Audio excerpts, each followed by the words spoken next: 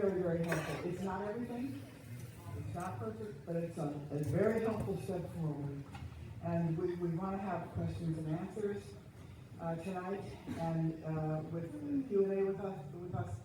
And we're going to have our answers be fairly short, probably, in order to give time for you to ask questions. So don't feel that you're being cheated if we're not going into a big long thing, because we're trying to make it possible for everybody. Here is the mic right here. If you don't want to climb over other people or something, if you call out your question, we'll repeat it so that everybody can hear it. I just before we go forward, will you please help me thank the Resource Center for Nonviolence and all of our teams.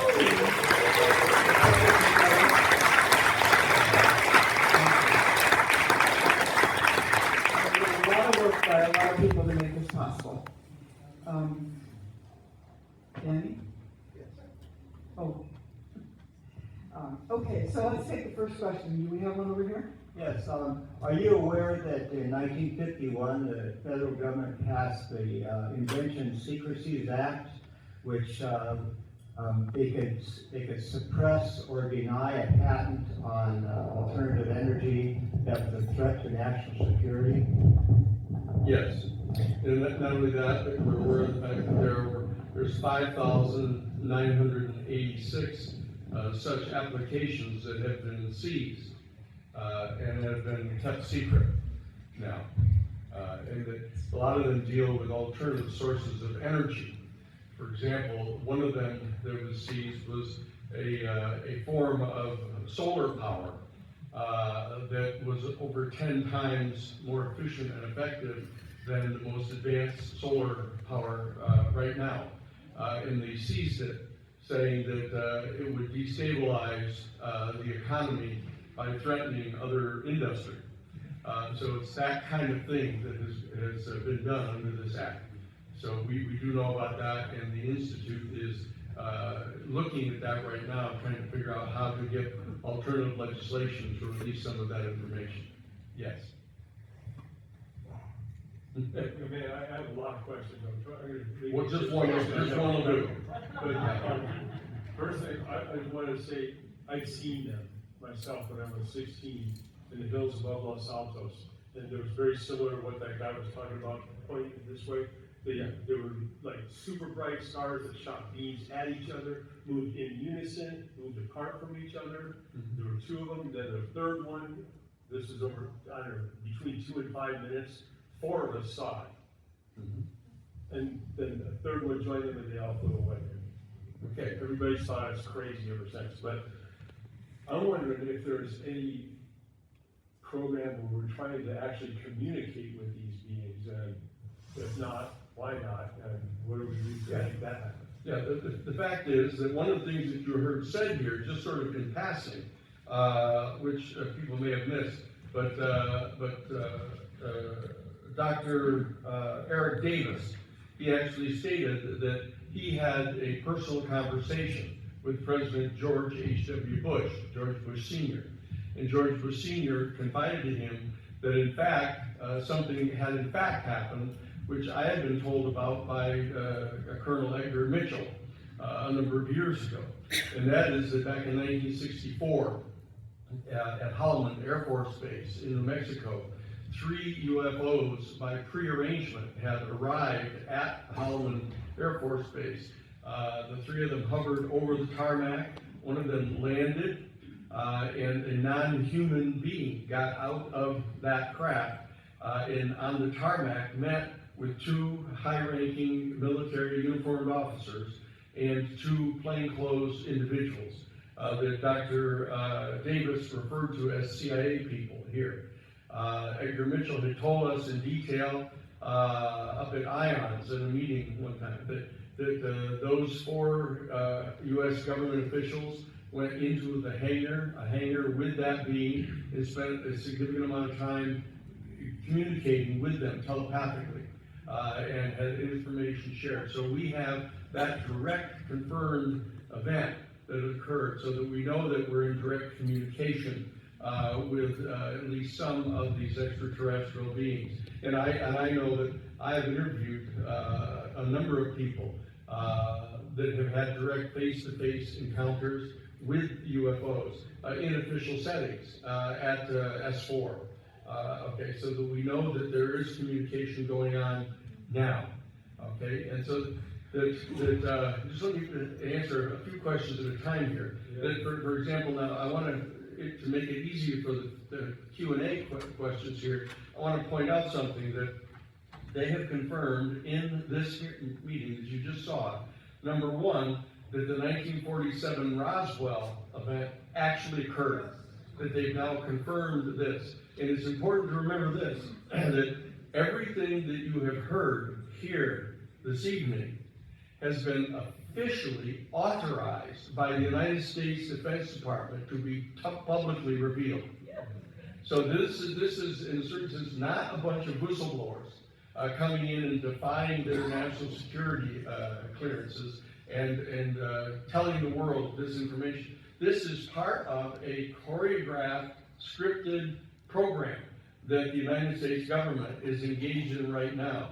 That you are part of a major disclosure process that is underway at the present time. So they've begun right early on in telling you that the Roswell event in 1947 did in fact occur. That the craft crashed and that they recovered bodies from the craft that were non-human, and they've taken to right field. Secondly, they have pointed out that, very importantly, that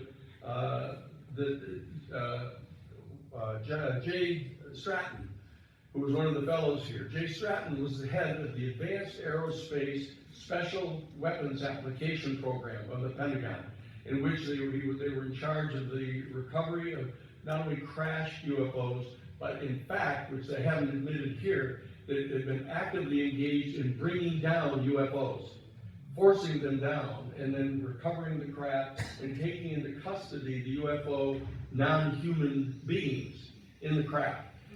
And he has stated right here that he has, with his own eyes, seen a non-human origin extraterrestrial spacecraft and the non-human beings that he told us right here today.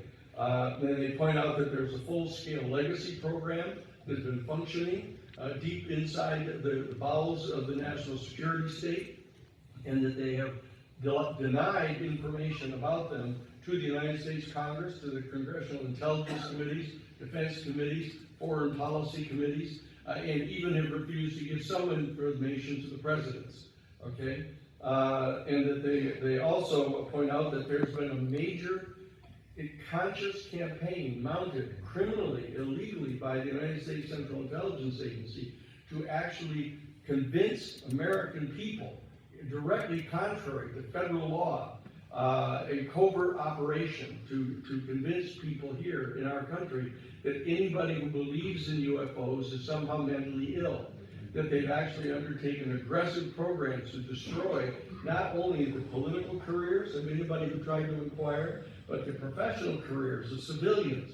And they've destroyed people's private family lives by taking steps to convince their family members that they should be committed for being mentally ill, for trying to report this. These are all things that have been pointed out now, and that the Central Intelligence Agency, Science and Technology Division, and Operations Directorate have been directly responsible for doing this. And they pointed out here this evening that there are at least 2 different species of these extraterrestrial beings, which would indicate that they come from at least 2 different star systems or planetary systems. But the fact of the matter is that there's 5 of them, at least, that have been confirmed, okay, and that they come from different star systems. And you'll keep hearing them talking about, well, maybe they're from some crypto branch of the human species that just branched off and have been hiding out somewhere on the planet. That's all bullshit. And the fact of the matter is they know perfectly well that this is an extraterrestrial civilization. Just common law, just the simplest explanation. They come from other star systems. We know that they're there, and that they now have figured out a way to come and go to and from our planet. All of this has been admitted now, in that there are at least a dozen of these people that have pointed out that these craft can go actually underwater, and they can travel at several hundreds of miles an hour under the sea. Okay, so all of this is true. All of this is now being communicated to you. And you know, most of you, many of you know of us over the last 50 years. I mean, I was one of the counsel, as you know, for the New York Times and the Pentagon Papers. We've been telling people for years about criminal activity of the United States CIA and others involved in the Vietnam War, but we were finally capable of getting it published to you in the New York Times. That we did the Karen Silkwood case. We ended up revealing to you the fact that the United States government was smuggling 98% pure bomb-grade plutonium to give to Israel to develop nuclear weapons. We're the ones that brought to you the information about the criminal operations that were going on against the Sandinista government in complete violation of the United States Congress's prohibition of this. We've done this over the years, and we've come here now to tell you about this. People keep saying, you know, why would a group like the Christic Institute or the Romero Institute that's been involved in a lot of these cutting-edge, very current political activities, why would they be dealing with the UFO issue? What this has revealed is that there is a secret government hidden inside the bowels of the intelligence community, a national security state secret government that is knowledgeable about all of this information and have been concealing this from the American public. So that's in case anybody had any questions on all of that, I just wanted to get that out in front of us. And one final thing is they talk about the fact that the effort to get the 64-page bill that was passed by the United States Senate into the National Defense Authorization Act has not succeeded this last year. But the fact of the matter is, here is the new bill. This here is a 58-page new standalone bill that is going to be introduced into the United States Congress by Congressman Eric Burleson. And this is a statute that is taking out of the hands of the executive branch the ability to classify this information and placing it in the hands of the United States Congress.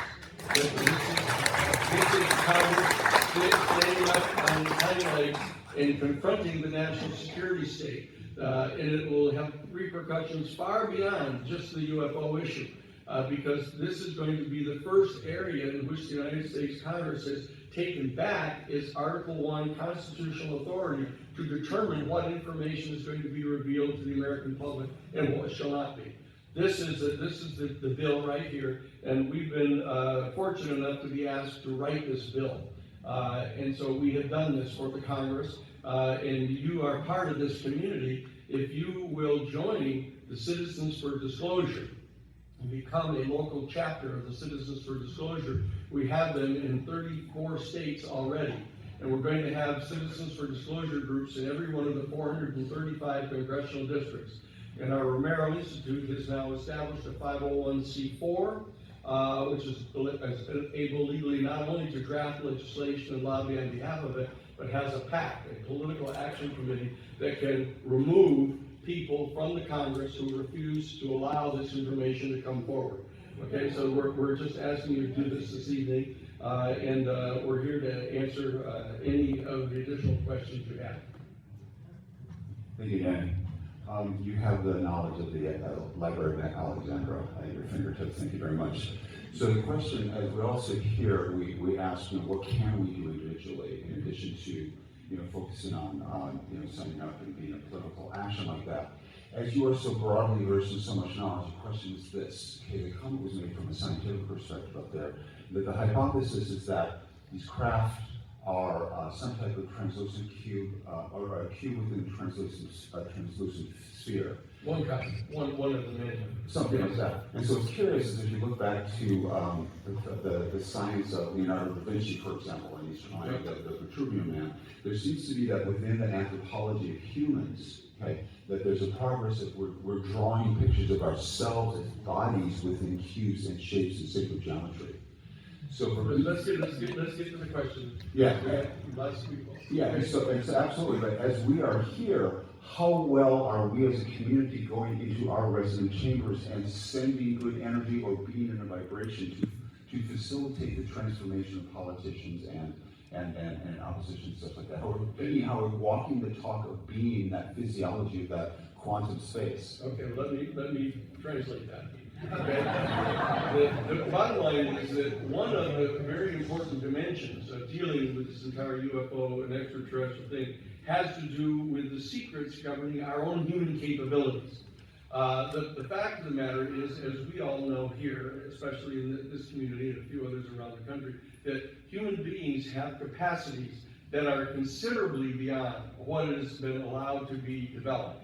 The various religious institutions have suppressed this, have concealed this, that have attempted to convince the regular laity that only a certain very esoteric group of people in our human family are capable of these types of extraordinary capacities, like telepathy, telepathic communications, teleportation, bilocation, healing by the laying out of hands, the ability to predict future, to be able to remotely view things at great distances. All of these are things that are part of the human capacity.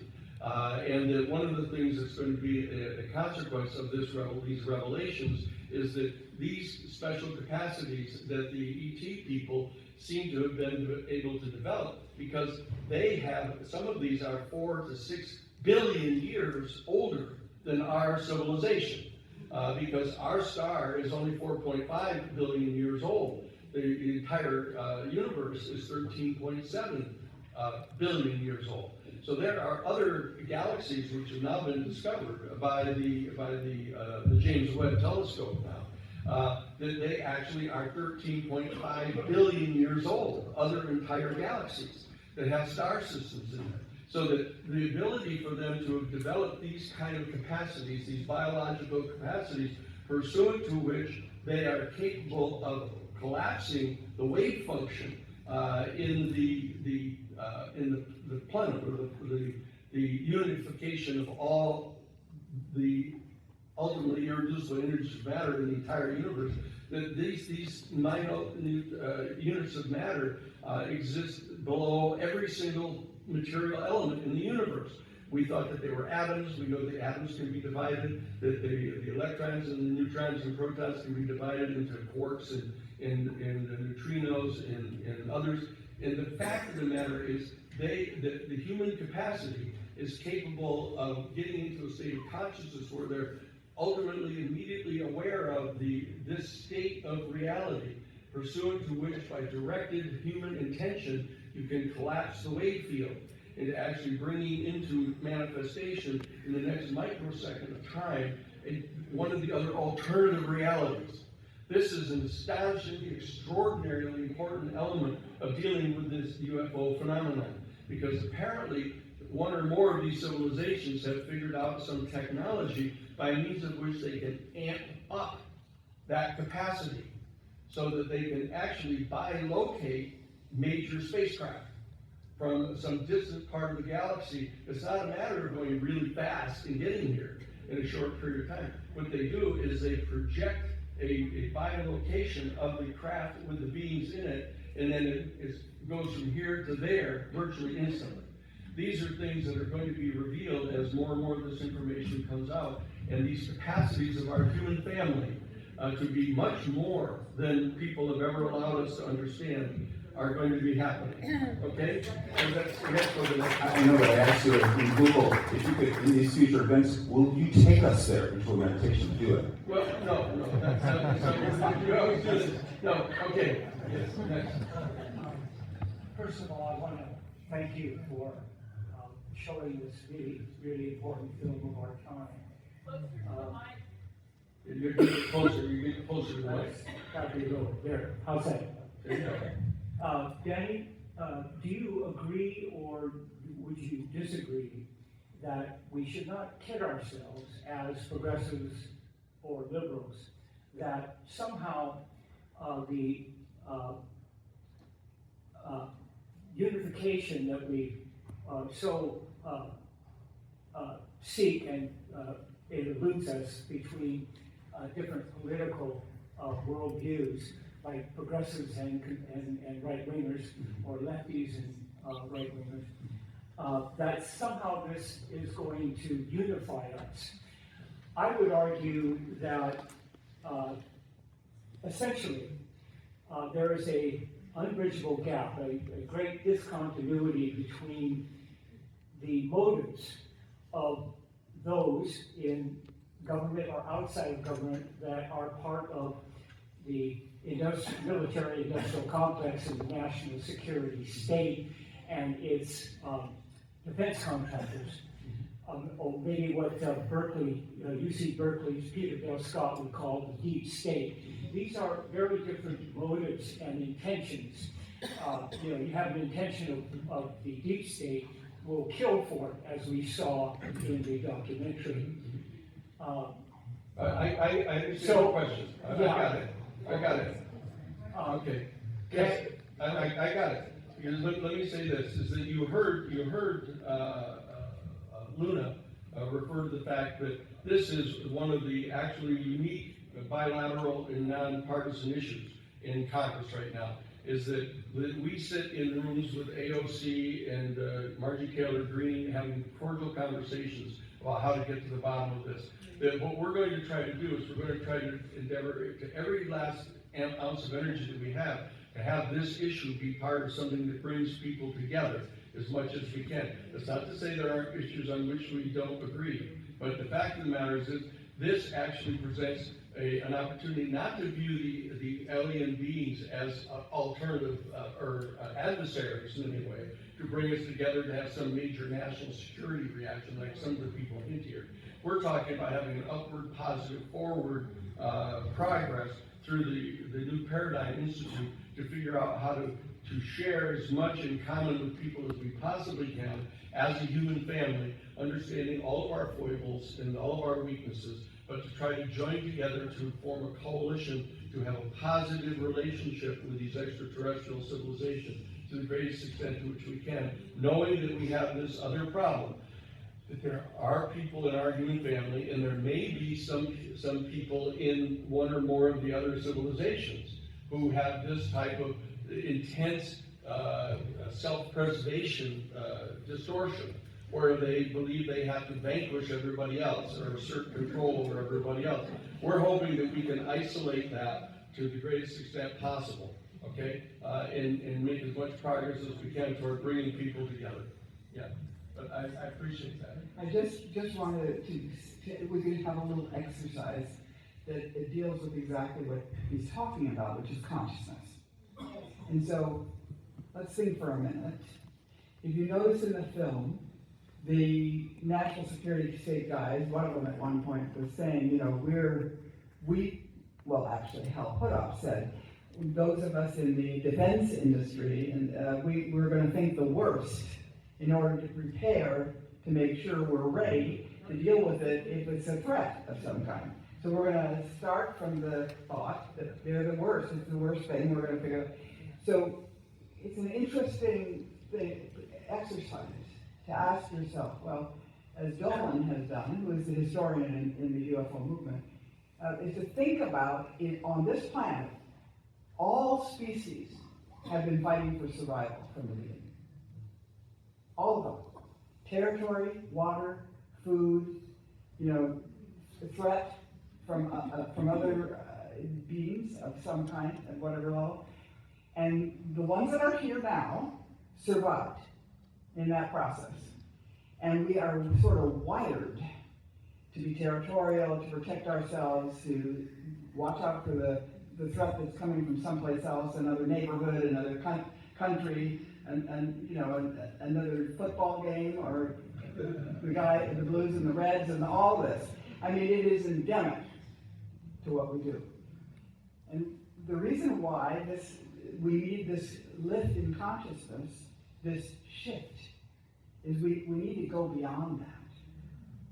We need to go beyond that, so that we're not thinking of everybody else on the planet as a threat to us, that we have to have so much power, so much dominance, so much money, so much corporate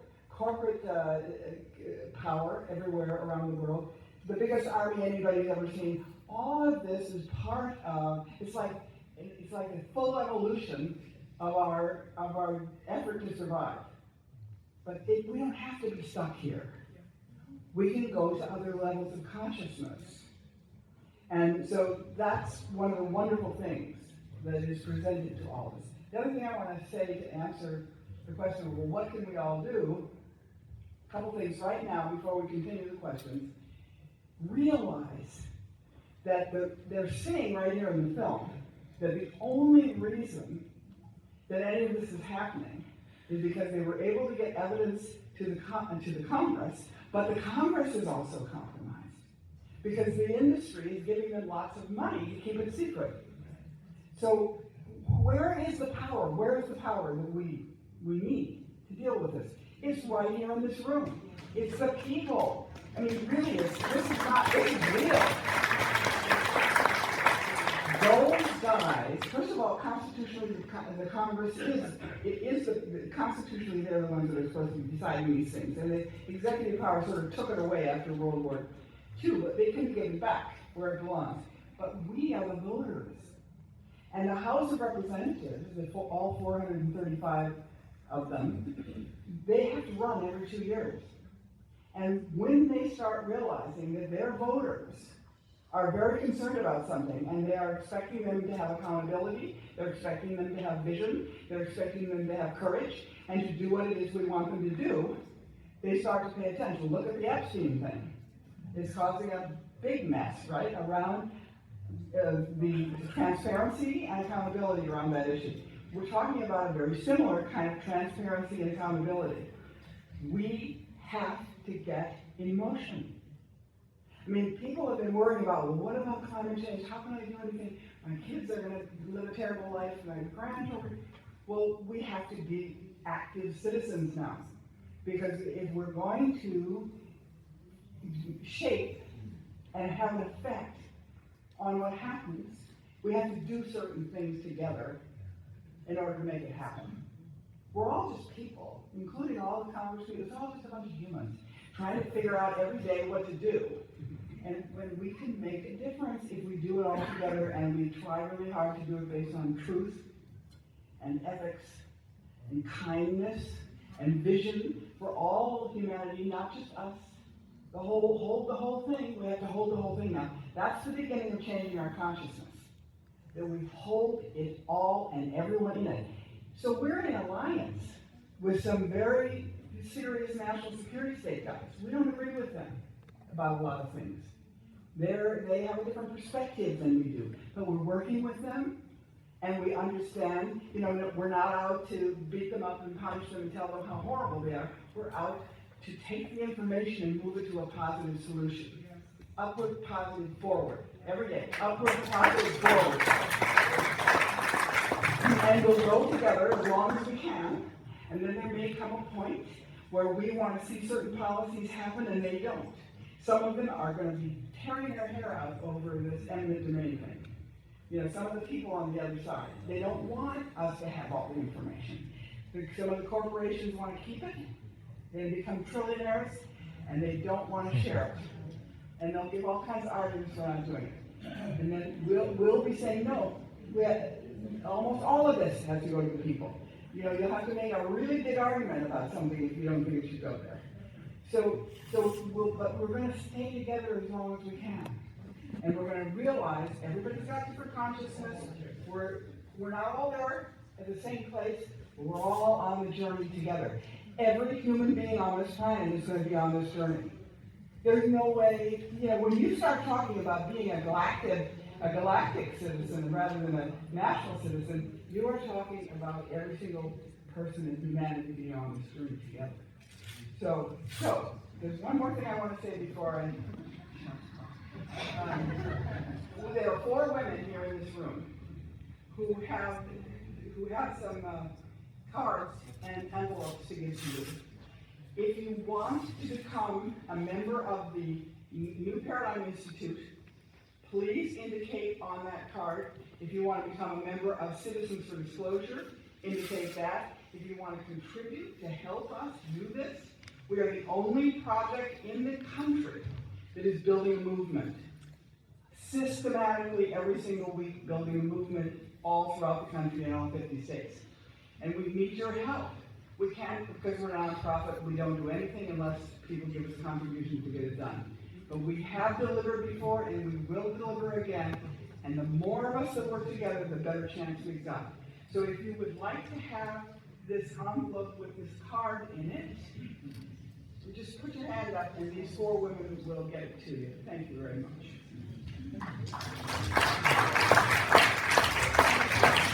Okay, right. Yes, so these multiple civilizations from other star systems have been coming to our planet for many years, leaving breadcrumbs and dead bodies and technologies, and they've been leaving it all around the world. And the question I have is whether they have any favorites among us, and maybe we were a favorite until we went rogue. And are they looking for partners in true disclosure?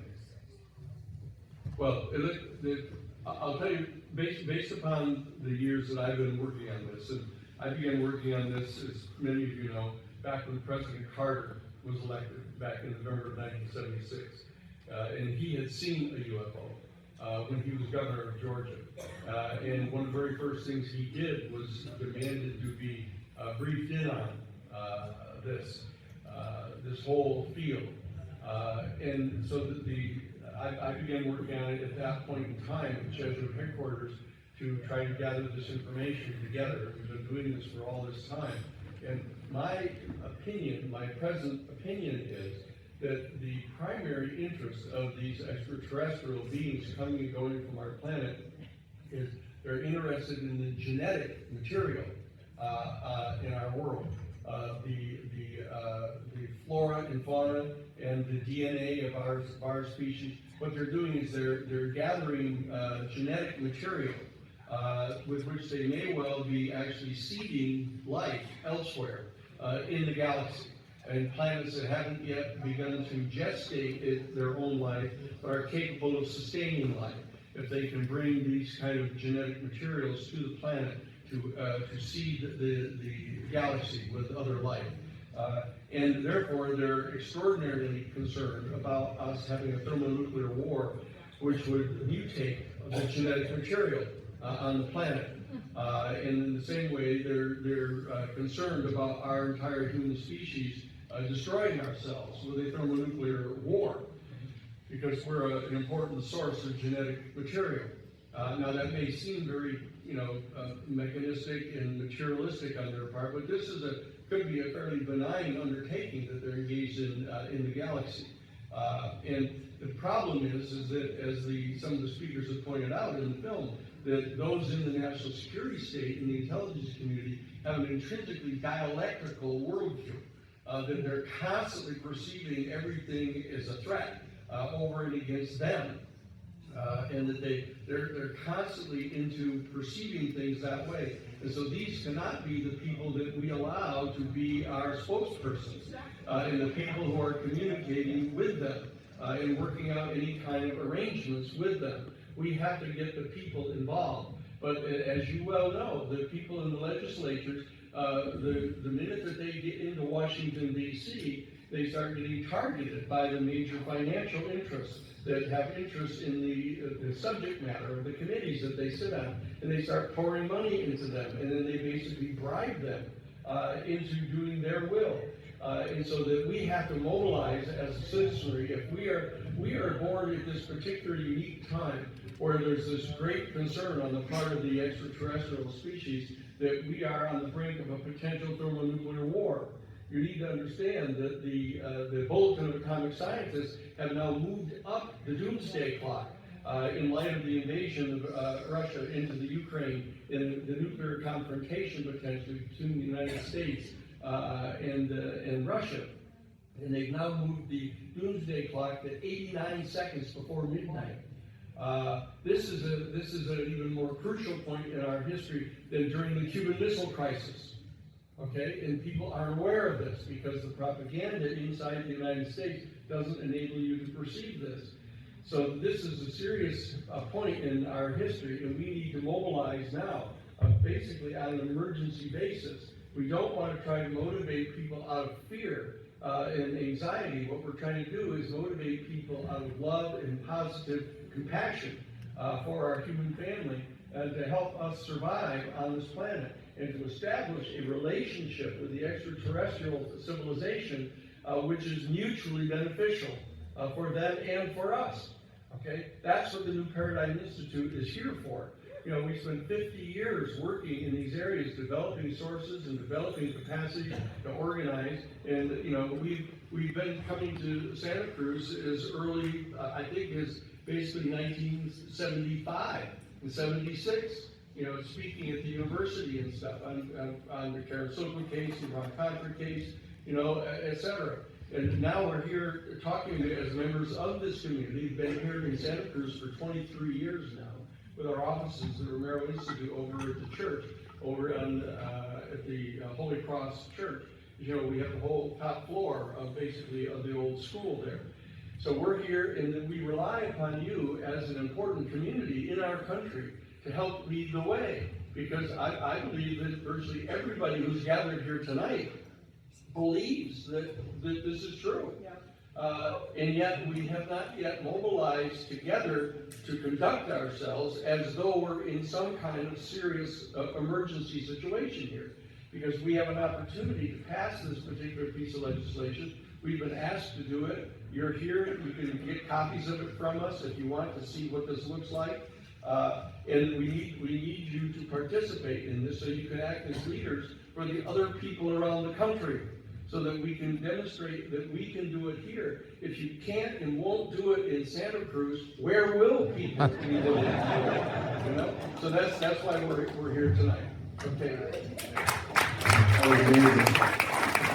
I just joined the Paradigm Institute, happy to join. And I want to say thank you for standing up also against ICE. You talked about mass mandates in this town. I appreciate that. So that was amazing.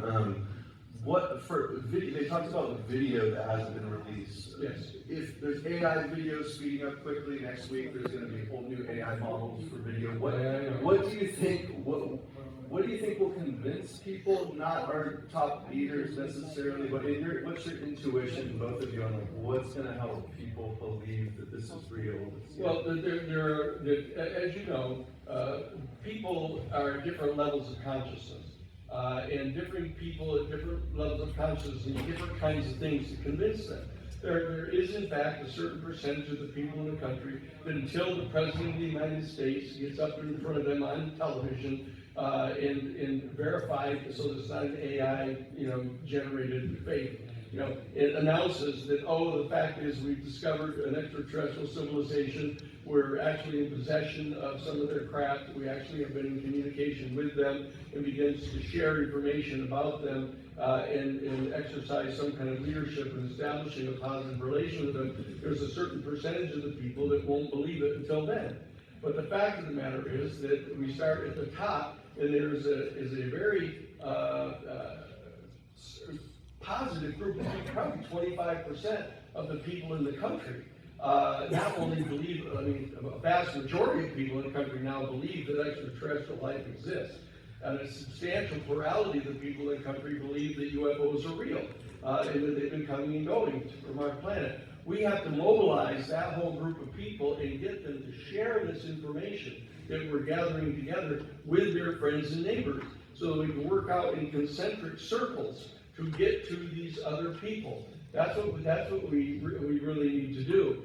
So even though there's a number of people that won't believe this until the President of the United States tells them, we're trying to mobilize the churches and synagogues and temples to become involved in this, to dare to actually modify some of their religious teachings to enable people to understand that religion and spiritual life is really an extension into very, very subtle dimensions of biophysics of our human body and our ability to cognate information in the universe in a very different way than is normally talked about, except for prophets and seers, But the bottom line is our human family is capable of this, but we have to learn how to use these capabilities responsibly. So I think that this is a public education activity, a grassroots organizing activity, and a consciousness raising activity. And so that we have to work to maintain a positive approach to this whole thing, coming from affection and positive, upward, positive, forward momentum on this, and eschew and push away the temptation to engage in a dialectic. First of all, not with the ET people, but also not with each other, so that we try to deal as a collective human family to work together to establish our relationship with these beings. Okay, so that's what the New Paradigm Institute is here for. Yes? I want to posit a theoretical situation to you. Yeah, but let's have a fact, let's have a question for us. So Yeah, this is the question. Great. It's based on this theoretical. Okay. So if, and you guys have done amazing work, you've been really the leaders in this space. If there was ET, or if you want to call it ET, if there was a non-normal human entity that came and basically did disclosure for us and across the whole globe and was proof with undeniable facts and made it so that there's no way to deny that there's limitless energy. There's maybe they open up the sky that looks like an illusion to you, and all of a sudden we're in a whole other planetary system neighborhood that we've been taken to, that now they're all waiting to welcome us because of the beach. I think we feel detonations do a lot more than just damage Earth. I think that they send out frequencies that disrupt delicate planetary systems, relationships, and life forms relationships. Okay, what's the question is, what will you do if disclosure happens before you get through Congress and all that? Well, that's why the New Paradigm Institute is doing what we're doing. What we're saying is, look, that we need to be prepared for this, because the ET people may well feel compelled to intervene, to stop a thermonuclear war. And if they move all together to shut off all the nuclear weapons on the entire planet, that's going to be disclosure. And the fact of the matter is that everybody's going to say, okay, now what?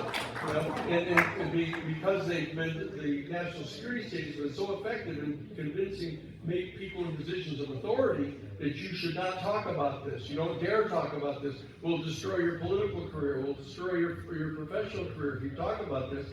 That people haven't gotten to the next point of saying, now what do we do? Once we have disclosure, once we know that we're part of a galactic civilization here, what do we do then? That's part of what the New Paradigm Institute is doing, is providing the answers to some of those questions, economically, geopolitically, etc. Okay? I'm an intermediary. We have someone who would like to ask a question, but with her scientific background in physics, doesn't want to be recorded, but would like the privacy.